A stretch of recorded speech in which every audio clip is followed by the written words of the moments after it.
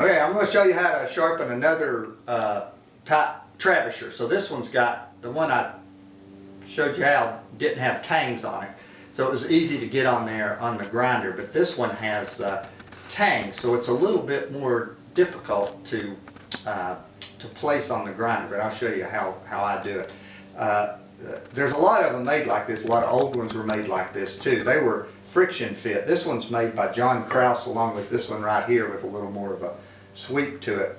And John's got a neat little, like I said, most of them were friction just on those tangs right there going up against the wooden body. But John has little set screws there, and he even gives you his little tool with it. And you can back it up like that. And then you can set it. The depth can be set like that or take it out like that. So there's the blade, and you can see the tangs coming down. Now we're gonna, when I set it up on that grinder, I'm gonna be referencing off of this back here. So you might want to, if you've got one like this, you might want to rub it across some sandpaper and see if you can flatten that back a little bit to where it doesn't have any twist to it. If it's a hand forged one like this one is, it might have kind of a twist to it, and since you're referencing off of it, you'll want to take that out. So well, the first thing we'll do is just go to the grinder with this thing. So I'll move my grinder around so we can get a better shot on it with the camera. First thing I'm going to do is, I've been using this wheel for all kinds of stuff. I'm going to touch it back up again with this diamond stick, and then I'll hit it with I'm going to crown it with the carborundum before I start to grind that blade. So as you saw in one of the earlier episodes, I filed a little notch right here in this diamond stick so I could lock it in and get a good even cut on the stone so I can true it up. And that's good there. Now I need to crown it. As I've said before, I like to crown it because you're just cutting on one spot on the wheel and you don't have to be so dead accurate. But when you're grinding something that's curved like this blade right here, you really have to crown it.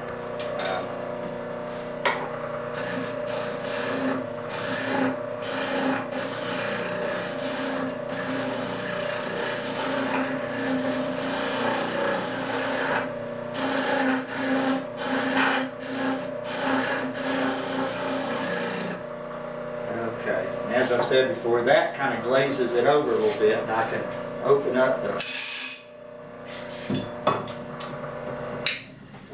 the stone with whatever that tool is. Alright, now we'll set up for the grind on this blade right here.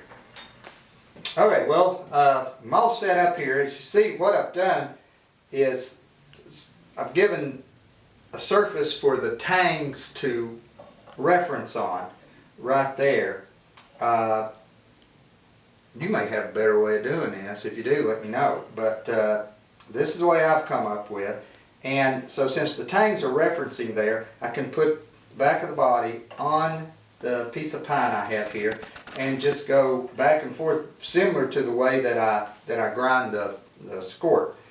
Or the other Travisher blade, similar to it. So just giving it a good reference point. So I've just got my regular tool rest down here and got this piece of pine clamped to the top, and just cut out the width of the stone where it fits enough to where the tangs don't go past it, I hope. And now we got to set it for the angle.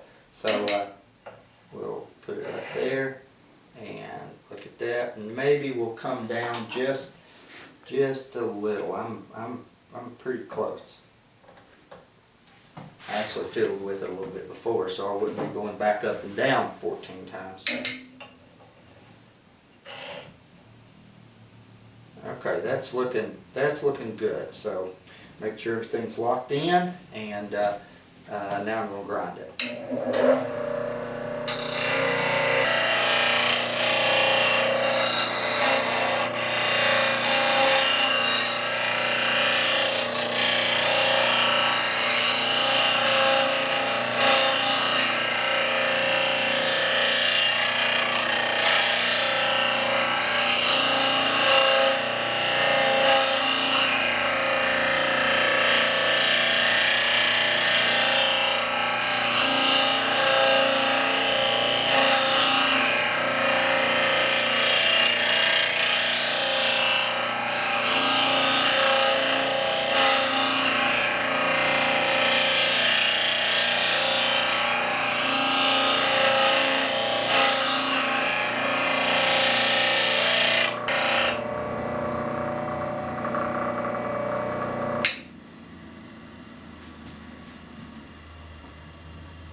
Okay, so what's happening here is, from previous sharpenings, I rolled the front edge a little bit. I shouldn't do that, but I did. And it's given me kind of a false reading on the setup on the grinder. So the grinder needs to cut a little bit more towards the front edge, the edge of the blade right here. So which means I'm going to lower the tool rest just a small amount. And so let's see if I can do that without messing things up.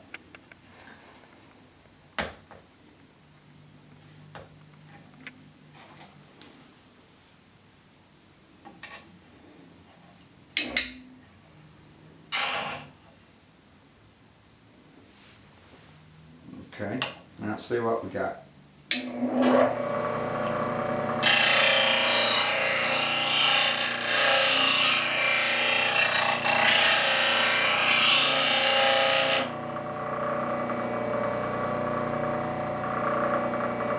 Okay, that looks really good. I think I must have hit it just perfect. You probably can't see it in the camera, but my wheel's hitting about halfway down where the other grind was and further out towards the edge. And I believe this is going to give me the results that I was wanting.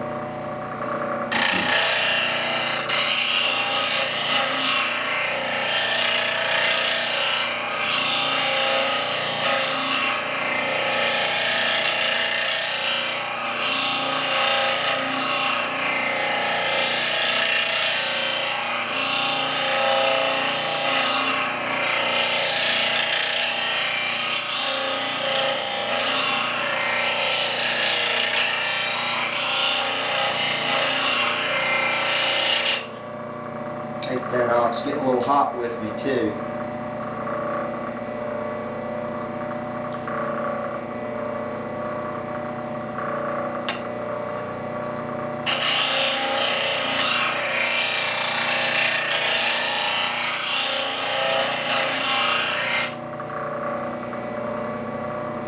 It's getting a little hot. I'm going to go dip this in some water. In fact, I need some water over here. I can dip it in.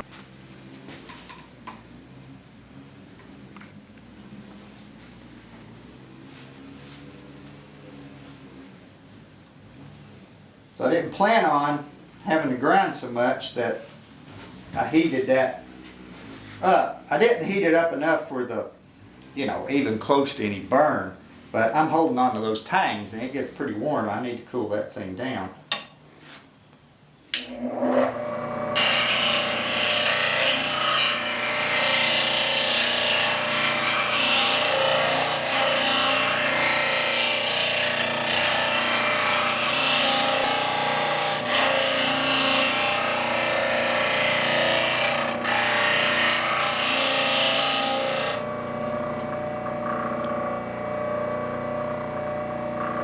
Just a little edge left there, and I dubbed that thing over a lot worse than I thought I had. I need to be a little bit better about not buffing it, and just using my stones instead of losing my patience. So that's what it boils down to, is just losing your patience and going over to the buffer get a quick edge on it, but you end up rolling the edge and you pay for it later having to grind as much.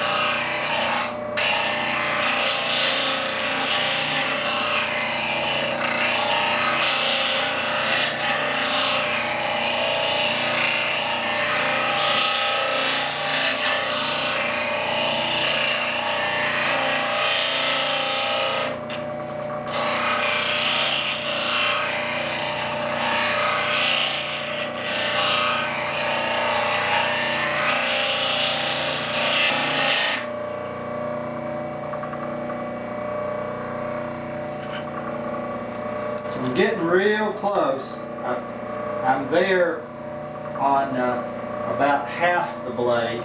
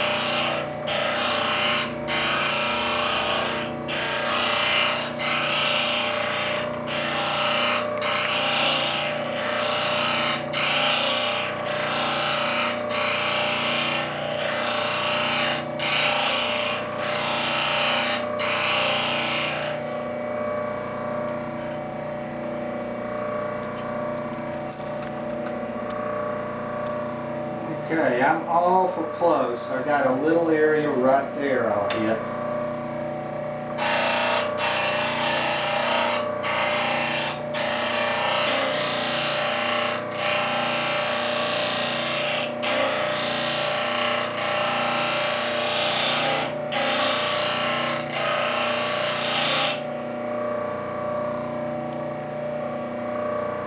Okay, there we go. I can feel the burr. Feel the burr all the way across, so I've gotten to the edge now. Now I can start honing it. Okay, so we've ground it, and so we got a little burr on the back side here, but I'm not going to mess with that yet. I'm going to start honing over here. It's a curved blade, so we need a curved stone, and this is just the stone I picked up at the flea market. These are knife sharpening jigs. They cross right like that, and you sharpen the knife like that, and you can pick them up cheap. And there's other ones you can pick. Here's another one that I found. That one right there, that's diamond. That's a cheap thing to find at a junk store. So anyway, so now the important thing is I need to hit heel and toe. So I'm trying to hone this thing flat. You don't want to roll it over. You see the trouble I got into buffing it and rolling that edge, and how much grinding I had to do. That also meant that that edge was a lot blunter in use. It could be sharp, but it was a lot blunter, so it wasn't cutting as good. It was harder to push it through. This is going to work. Grinding this back like this thing's going to work like it was new again. So there you go. I hit on the toe there, rock it down till I got the heel. Yep. Tighten that up a little bit. Okay.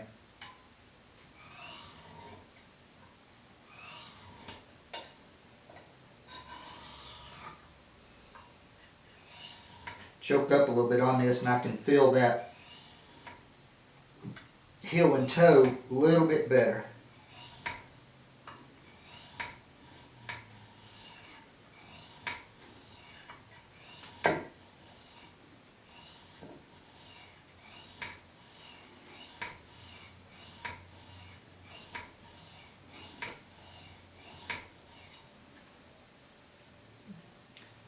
Okay, that looks good. I can see a nice shiny line there where I've honed that for the whole length of it. It's probably back about a 64th, and that all enable us to go over here to to the lathe where I finish it up. So over here on the lathe, I've got a piece of maple in here that I've slicked up. And I'm going to charge it with this green buffing compound, and then I've got my 8,000 grit stone sitting right here to where I can turn the burr back, the wire edge back on it. So let's crank the lathe up.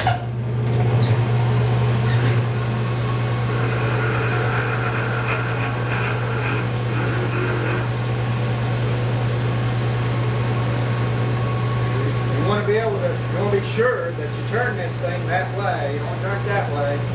Bad news. Okay? So I'm going to feel the heel and lower it down to where I touch the toe. I don't want to pick it up. I don't want to roll it over. And I can ride right on.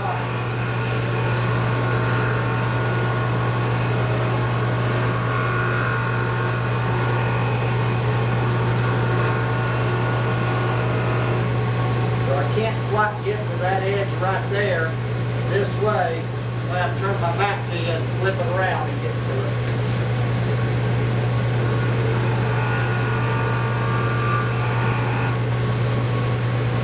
Now I can just, I want to do that. I want to drop it.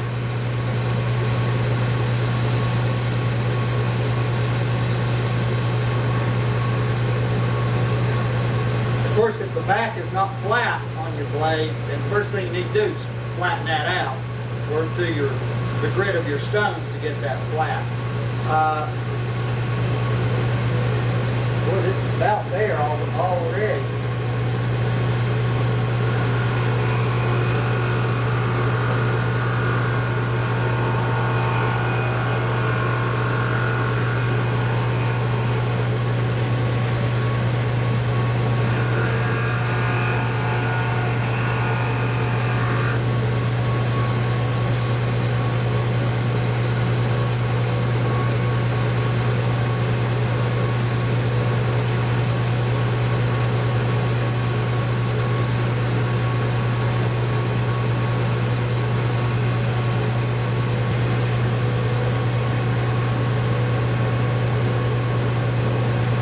can see that wire edge.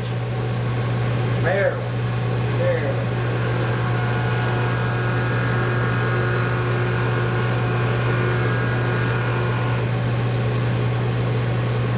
Some of it just came off, and I can see some of it right there.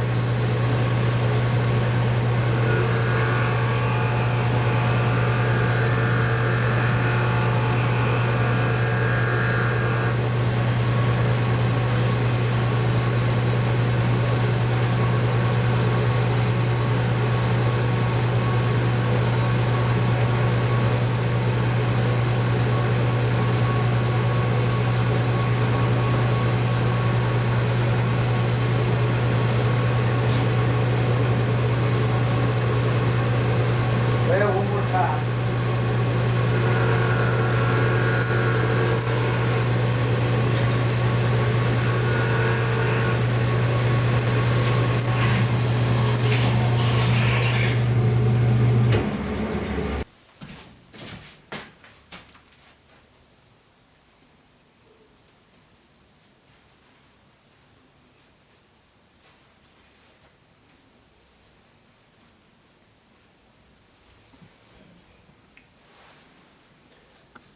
That looks pretty good. Let me check it with my fingernail.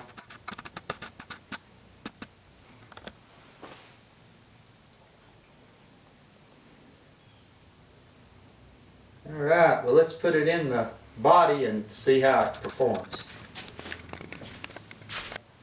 So I'm got the blade back in the body here, and just finished tightening her down. And got this block of eastern white pine here, so I'll go with the grain, with the longwood fibers, and you can see that's cutting nice. That's the easiest way to cut on this. And we'll cut cross grain, and see I'm getting some beautiful peelings and a real nice finish cross grain. And so now, of course, as I always say, the ultimate test is end grain of eastern white pine. It's the toughest test for any tool.